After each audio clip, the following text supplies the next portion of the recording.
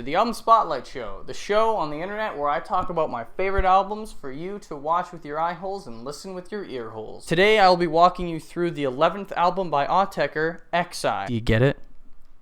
Exai? X-I? Like 11 in Roman numerals?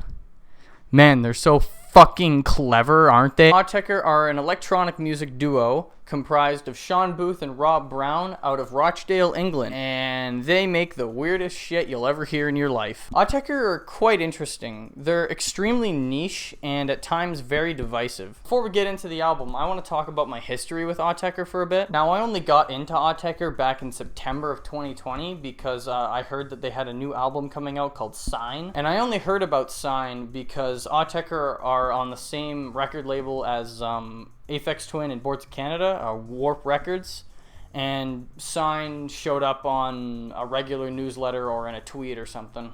Anyway, point is, coming in this late into their career, their discography and their sound was extremely daunting to a new listener like me. The first Autechre track I ever heard was Montreal off their album Amber, and when I first heard it, I was intrigued, I think, to say the least. At the very least, I wanted to hear more, so I did some digging around, and at first I was like, oh my god, at how many albums they had. And then I would try listening to one of their albums. I would listen to the first couple seconds and be like, what the fuck is this? And then I would skip to another one. Oh my god. No, oh, this is, what the fuck? This isn't even music. And then I like retreated back to their early albums. I like crawled back to Amber. I was like, please give me real music. I thoroughly enjoyed Amber, and a while later I tried their other early albums like Incunabula and Try Repete. These ones were a bit stranger, but I still enjoyed them, and it was then that Sign actually released. Well, actually, no, because like a couple days before the actual release, they did like a live stream where they like just played the whole album in its entirety, so I listened to that, and that was like my first real experience with like new Autechre without just listening to 5 seconds and skipping it. When I first heard Sign, I was like confused and again intrigued. For the most part, I was like, what the fuck am I listening to? But I kept wanting to hear what would come next in the album, and by the end of it I was like, that was pretty cool, a bunch of strange sounds and stuff. And then I was like, man, I wanted to listen to it again, but of course I had to wait for the album to come out. And from there I went back to the beginning and went through their discography until I was up to date again. And how should I say, I like unlocked their albums like one at a time. I would slowly like get one of them and be like, oh, now I can hear what the actual song is doing. It's not just noise anymore. If you want to properly enjoy and listen to their like current and like newer material, you really need to like go back and listen through the entire thing. Otherwise you just won't get it. And that's not me trying to sound like elitist or anything. Like I take it from experience. I felt the same way. It was like, I don't get what I'm listening to. And then if you go back, their sound grows as you listen. So it's like, okay, now I get how they got from there to here. And now I can actually hear the melody and the beat and stuff. It's actually discernible. So it's like their previous material trains you to be able to understand the next one as they get more and more complex. Nowadays, I love almost all of their work. Like, I think it's all fantastic material. And the more I listen to it, the more I love it. Except for Untilted. Fuck Untilted. Now then, let's get into the album of the day, shall we? This album stands out of their discography to me. It's got some absolutely incredible standalone tracks, and it's an amazing album to like run through in one sitting. However, it's 2 hours long. And if you count the bonus EP L Event, then it's 2 hours and 26 minutes and 36 seconds long. And if you add the Japanese bonus track, it's 2 hours, 36 minutes, and 33 seconds. So as per usual, I do have this album on vinyl, but this one is a little bit different than the ones I've showcased here before. For starters, it's a 5x LP encased in a cardboard box here. You can see all 4 of the album's discs plus the companion EP L Event there. The only way I can really show the discs is if I crouch down here, so I don't know how well the mic can hear me, but bear with me for a second. You can see there's 1, there's 2, there's 3, there's 4, and then there's L event on the end. And they all fit nice and snugly inside the cardboard box here, which is always nice. But enough about that. Let's get this thing on the wall and get talking about the album itself. So the album opens with Fleur, a really intense track that comes flying out of the gate at full force after a few seconds of silence. This track starts at 10 and then it keeps up for the whole way through the song. Now I'll be honest that this track and this kind of opener that Autechre sometimes does is kind of not my favorite thing. Autechre have a few tracks like this where it's just this insane jumble of quick warbly synths and barely followable drum patterns. Other tracks like Tak Lakora or Feed 1 do the same kind of thing, and they're just not really my taste. They're just a bit too aggressive for me, especially when the song starts immediately at full force like this one does. If it were to like kind of build up to that level, I would probably enjoy it a lot more. However, I do get it. Like I get what the song is doing. It serves a purpose and it's doing it well. It's just not really my thing. A lot of Autechre songs like to change up quite dramatically halfway through, and this song is no exception. It turns into this more dark ambient piece with all the drums fading away until we're left with just these bassy, shifting and twisting melodies that play around a bit before transitioning into the second song of the album, Earlight Get Zero. By the way, what do these track titles even mean? Fuck if I know. This is essentially the better version of Fleur for me. It keeps a similar but more subdued energy as Fleur, but with some more tolerable rhythms and melodies. This track is 10 minutes long, by the way. We're 2 tracks in and we have a 10-minute long song. However, once again, halfway through this song, it changes fairly significantly until it's almost a completely different song. It's the same patch, clearly, but I think it's like a different iteration that they combined with the first one to make this track. This track plays around with some, like, I don't even know how to describe it. It's like the main synth is kind of like a string instrument, kind of. I don't know.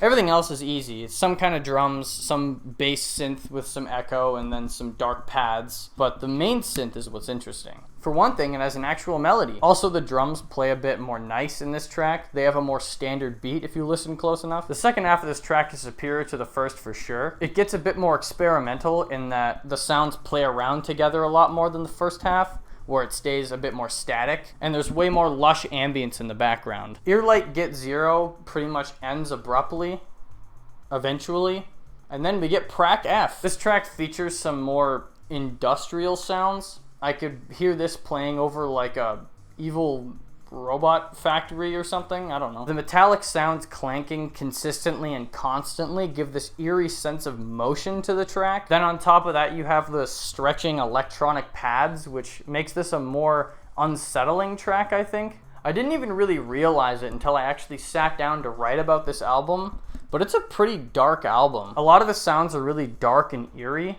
I don't think there's really like an overarching like theme to the album. I think it's just like a dark experience. This album also seems to be designed as a bit of a mixed bag because Prac F ends and it immediately cuts to the more chipper and upbeat Jetta VC. The main synths are resting on some pretty dark drum and bass sounds, which gives the track a pretty great contrast. I don't think this album is trying to tell a story, but this track placement could be intentional to lead you out of the previous track since it was much more dark overall. When I listen to Jetta VC, I mostly pay attention to the back and forth that the drums and bass do with each other throughout the track. This is heard especially clear at 344, where it sounds like the drums and bass are like playing with each other. Exai is another lighter track. I'd say it's equally upbeat to Jetta VC, but with eerier undertones maybe. Now my favorite Autechre songs are the ones that have strong and defined beats that usually end up devolving and destroying themselves. Exai has that more defined beat, but with plenty of off-kilter synths and melodies stabbing in and around the beat as the track goes on. The second half of this track falls off a bit for me, but it still stays fairly interesting. It loses the defined beat and has more subtle melodies. The second half is focusing on the bass line and the main droning synth as it hides behind the obtrusive drums. Eventually we lose the drums and we're left with the drone, the bass line, and some weird wibbly little squirmy sounds that swirl around the track. This track is a pretty extended outro, which works quite well considering this is the last track of the first EP of the album. Oh yeah, I should probably go over that quickly.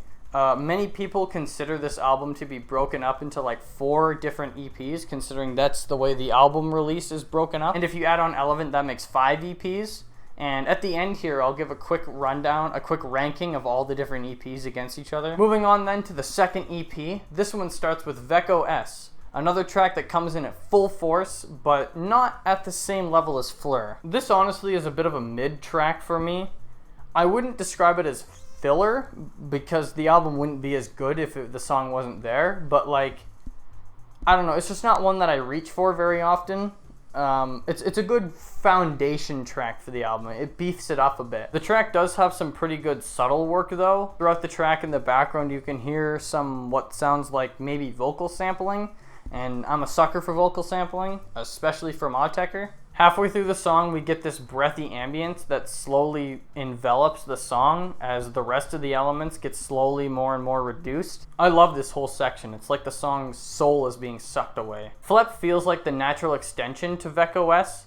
It uses a lot of the same rhythms and melodies that are featured in Veko S. It's a lot more powerful than Veko S, but it stays a tad bit more consistent. This track is also a lot more muddled. Every part of the song warbles and skips around, resulting in a very varied piece. The best part of the song is this short little section at 3:28 where there's just like this little arpeggio. I don't know, I just love that part. I always wait for that part. Other than that, this track is again another mid track. It's a little bit better than Veko S, but both of them are ones that I don't really choose to put on very often.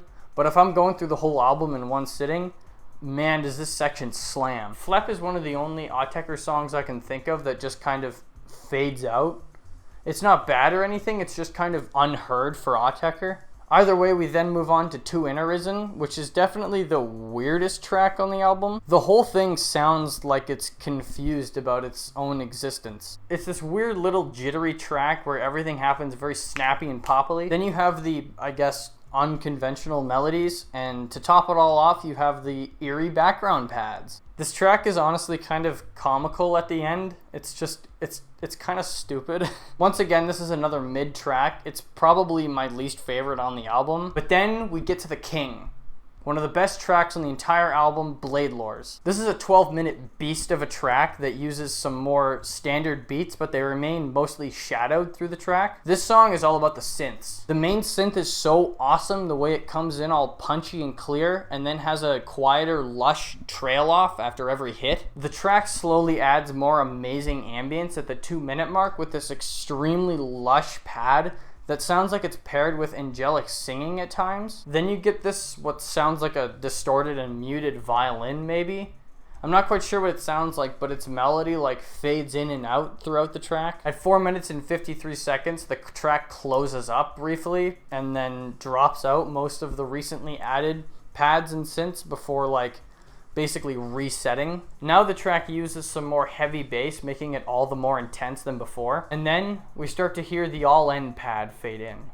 The God pad. This pad is actually used on different tracks on different albums that Autechre have made after this one. Most notably, it's featured in the closing track of their 8-hour-long album NTS Sessions called All End, fittingly. Back to Blade Lores though, the all end pad sounds like it's trying to overpower the rest of the song for a while, and it's occasionally crushed back down, but finally it outlasts the rest of the elements of the song, and we're left with just the pad after the rest of the elements have puttered out. At this point, the bass of the track is occasionally used to silently mute the all end pad, giving an awesome ghost effect to the previous part of the song. During this ending portion, we also hear the secondary part of the all end pad. The very, very, very subtle bass pads underneath the all-end pad that are the real melody, because the all-end pad doesn't actually change. It's that same tone forever. It's the subtle sounds underneath it that shift and twist around that give it the melody. With that, we've completed the second EP and the first half of the album. The album is a 4x LP and a 2x CD, which ends with Blade Lores, so on all fronts we're in the middle here. So for the third EP, we start with 1-1 Is. 1-1 is what? What is 1-1? What is it, Autechre, you hack frauds?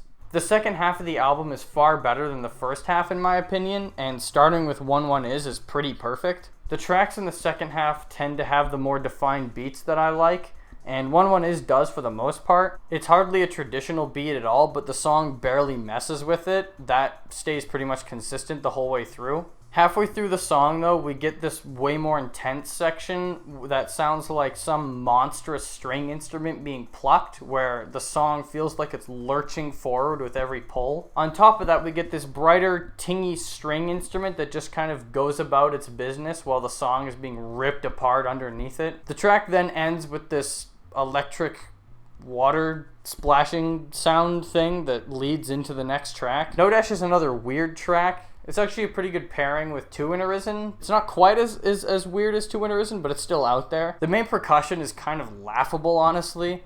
It's not in a bad way. No. It's just kind of silly. There's really no discernible theme or emotion from this song either. It just kind of exists in its own plane.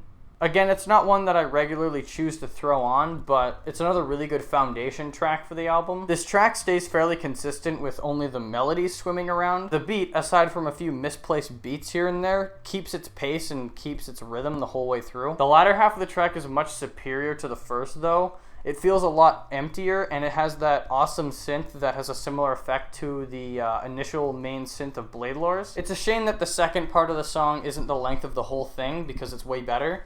But at the same time, I feel like if it was that length, it might get a bit old. Also, having the second part could be considered better because, you know, the weight and the build up to that part is like makes it worth it to finally hear the second part. I love the way that the synth like not quite fades away, but like moves away from the track so much that the reverb sounds more clear than the actual like melody being played.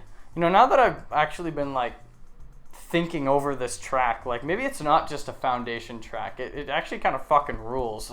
The song ends very unceremoniously though, with the now heavily distorted and muddled reverberated synth fading out even more now as it plays back and forth with a warbled synth on top of it. Then we get Run Repick, which features one of my favorite percussion patterns on the whole album. It's fairly simple, but I just love how quick it is. This is a very anxious track and a pretty good extension to No Dash. It uses that same reverberated synth from the end of No Dash as it semi-regularly calls from the background. As the running percussion races through the track, we get some smaller, peppier synths and noises that like swirl around the whole mix. Then halfway through, we get this more intense skipping synth line that sounds like the Windows error sound having a heart attack. Most of the parts of this song fade out near the end of the track, but the weird glitchy Windows noises keep on going and transition into SPL9. SPL9 is easily the most intense track on the album. It's at a similar level to Fleur, but this time it's awesome. The melody and beat are a little bit more discernible, and the whole mix is a little bit more clean this time. SPL9 has this amazing drop at 1 minute 43 where the melody just goes wild until it gets even wilder at 2:48. At this point, the track is on overdrive, and it feels like the world it inhabits is like collapsing around you. Either the world is ending or someone's having a really sick rave. The way this track builds up to this level of intensity makes me like the track way more than if it were to just start all the way at this level of intensity. Like starting at a much lower level allows me to like take in the individual elements a lot easier, and then when more is added or parts get more intense, I can follow and enjoy the mix a lot more. At 5:06 it starts to get more serious with a lower overall melody and deep pads in the background like a black fog surrounding the mix. Eventually the melody starts to break down with the notes becoming more and more cut off until eventually just the final reverb like fades out and then perfectly transitions into the next track. Now we move on to, in my opinion, the best song of the album and the best EP of the album. Like, I just want to preface this by saying, holy shit. If Exai came out and it was just this last EP, I would be completely happy. Like, these last 4 songs completely outweigh the other 14 songs on the main album. We start with Cloudline, and this track is just so goddamn good. It once again has a defined beat, but it starts with these like screaming and stretching synth lines that like creep around the track as it builds. Slowly more pads and instruments are added, and the existing sounds do the classic Autechre thing of just kind of changing randomly. At 2:37, the fun begins with the first presence of the main melody. I don't even know how you describe this track. Like, is it funky? I don't know, it's just the way that like the two main melody sections like play out back and forth off each other is just like so cool. It's cool. That's what the track is. It's just cool. Like Fonzie. The track is fairly static though, The melody does play around a bit, and different parts of the track play at differing levels of intensity throughout the track, but overall it's fairly static. That single part at 6:37 where the main melody changes is like so good. That's like a top moment for me that I could pick out of the song for sure. As the song moves forward from 8:15, it starts to break down by like skipping, which makes the song, or whatever's playing the song, sound like it's breaking down. Even as the track ends, it stays fairly consistent, other than the individual parts skipping and looping, but the song ends very suddenly and leads into the next track, Decalock. This song is yet again an absolute banger. It features some of the most brilliant vocal sampling I've ever heard. That, on top of the deep pounding drums, is just a really unique sound and experience. I think they left all their fun tracks for the end of the album for sure. When Decalock reaches the 2-minute mark exactly, it becomes the greatest thing I've ever heard. Their masterful mixing of this unknown vocal sample is just amazing. They make this like barbershop quartet sound if a broken robot made a barbershop quartet. From there, the song really experiments with that sample and pattern and keeps building on it until 3:19, where it breaks down and becomes a bit more subtle, using the sample less frequently, where it comes in only occasionally and plays back and forth with the drum line. Here, the song plays around more with the beat than the sample until the end of the track, where we get this weird muffled electronic synth thing that leads into the next track. Rex On has the best drum sounds I've ever heard in an Autechre song. How the kick and the snare sound like they're blown out and from a real sample just makes such an interesting sound. This song is all about the percussion. There's some centerpiece synth and some bass for sure, but the focus for me is on the drums. It's all about how far they can stretch a drum pattern and keep morphing it as the track progresses. AE were sure to give plenty of time for both to have the spotlight in this track. Then at 3:56, the track changes completely. The drums become more subdued, and now it's the synth's time to shine. That was awful. Then at 3:56, the track changes completely. The drums become more subdued and use a different pattern, and now it's the synth's time to shine. Now at this point in the track, we get some more shifting sounds that swim around the track and some more softer pads that surround the main bassy melody. At 6:27, we get another change up, and this time it's a bit less drastic. The drums become clearer and we get a clicky sound added to the percussion. At this point, the drums are still pretty minimal compared to the beginning of the track, and now the pads are the centerpiece of the song while the previous melody is left behind. Personally, I much prefer the first half of Rex On to the second, but I'm not gonna complain about having more Rex On. The track ends quickly as the drums leave on a delay, and then after a quick swell, we land on the final track of the main album, YJYUX. Oh, we've still got plenty of time left for recording, haven't we? Haven't we? This is one of the most beautiful ambient pieces that they've ever made. YJYUX is a very complex and yet simple song at the same time. It basically has like 3 or 4 repeating melodies that are ever evolving throughout the track. And then the song will, like, not quite randomly, but it is random. You know what I mean? It's the Autechre way. Sometimes the track will swap out which of the melodies are playing at any given time, and then on top of that you get these really abrasive drum patterns which give the track a more upbeat feeling on top of the more somber melodies. Almost every song and nearly every Autechre song has like just a little tiny moment of the song that I just like love, like just that little tiny bit I could repeat over and over again, and I love it. The highlight of this song is from 5:56 to 6:45. The way the more 8-bit sounding melody comes in and does a little arpeggio and fades in and out for a little while is just like awesome. It's that little part, I love it. That's the part in the song where the 8-bit melody is like the clearest you can hear. As the track nears the end, the melodies like play less and less frequently through some module that probably has the capabilities of limiting how frequently something can play. And then finally we get one last little stab of synth before the track ends in silence and ends the album. The official album, I should say, but of course there's always more. If we move on to the Japanese bonus track, which is only physically available through the Japanese release of the CD, which I don't have yet probably, we then get an 18th track to the album called 18 Kiosk. 18 Kiosk is another ambient track, and frankly it kind of doesn't fit in with the rest of the album. But to be fair, YJYUX kind of doesn't fit in either. Nonetheless, this track is not one of my super favorites, quite honestly, but if I am doing a full listen through, I'll more than happily listen to it.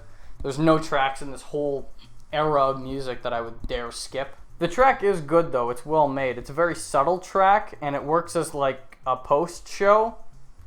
As a bonus track, I guess. It pretty much exclusively uses just like a tingy bell noise and then some like very, very minimal percussion.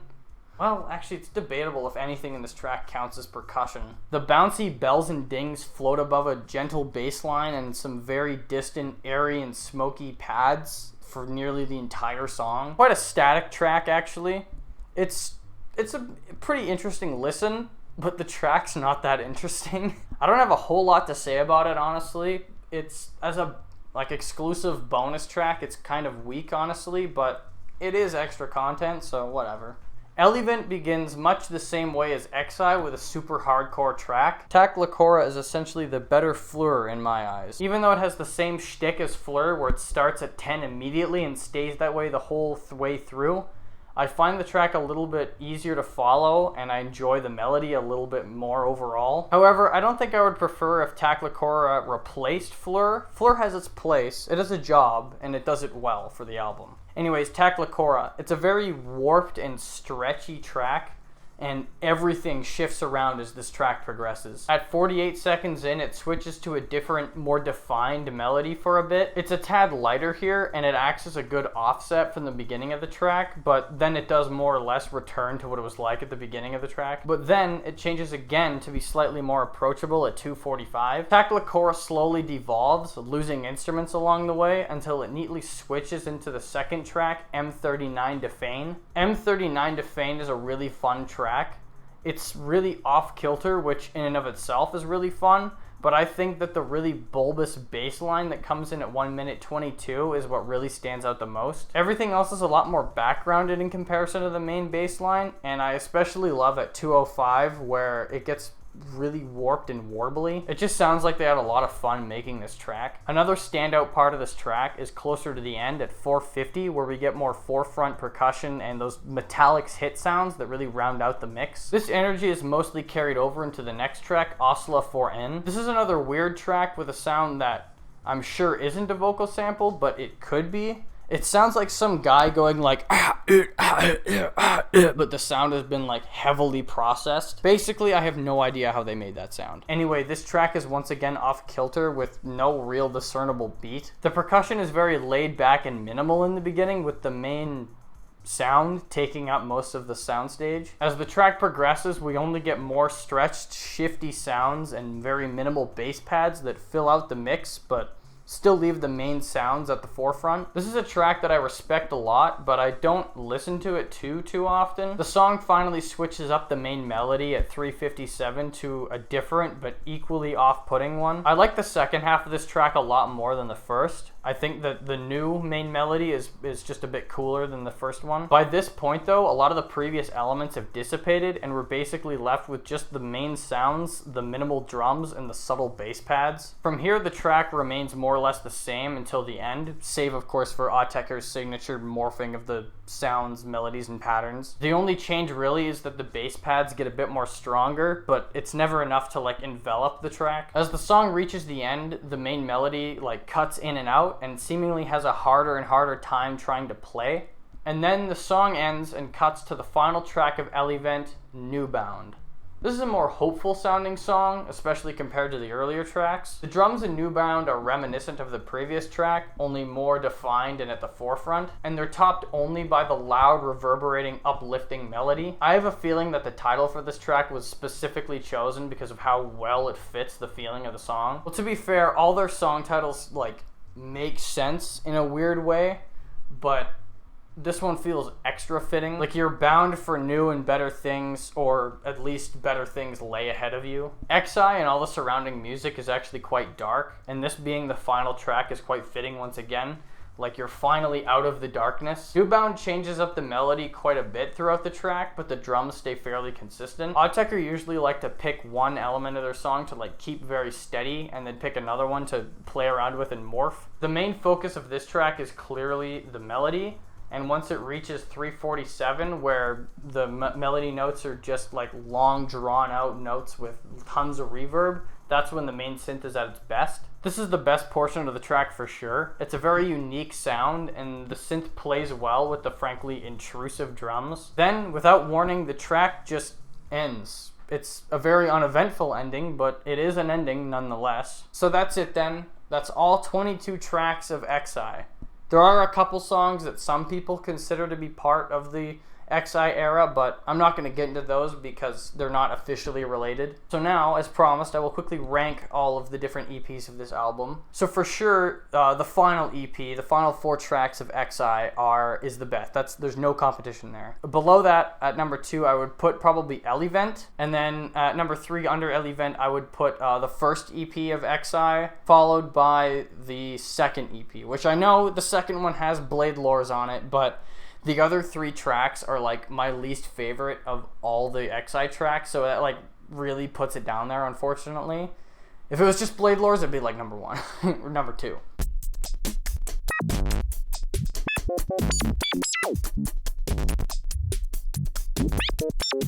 So with all that in mind, I guess it's now time to the end of the video. I never know how to end these things. If you want to leave a comment on the video, go ahead. If you have any extra thoughts about the album, leave them down there. If you agree or disagree with any of my favorite or least favorite songs, put them down there. I don't know where else you're going to put them. I, of course, recommend that you listen to this album, of course, like all the albums that I mentioned on the show. But be warned, it's 2.5 hours long, and it basically requires that you listen to 10 hours of their previously released albums before this one if you want to listen to it. So do with that information what you will. Maybe if you want to have like just a quick teaser or like a quicker listen, I would say listen to Blade Lores, and then if you want a bit more, listen to the last 4 songs of Exai. And not just because those are my favorite tracks, but like those are actually also the most approachable, I think. They're a bit more like, they're not as crazy basically. After that, if you like it, then start from the beginning. Yeah. At any rate, thank you all so much for watching this video, and I'll see you in the next one. Oh my god, I'm done! I've never been more happy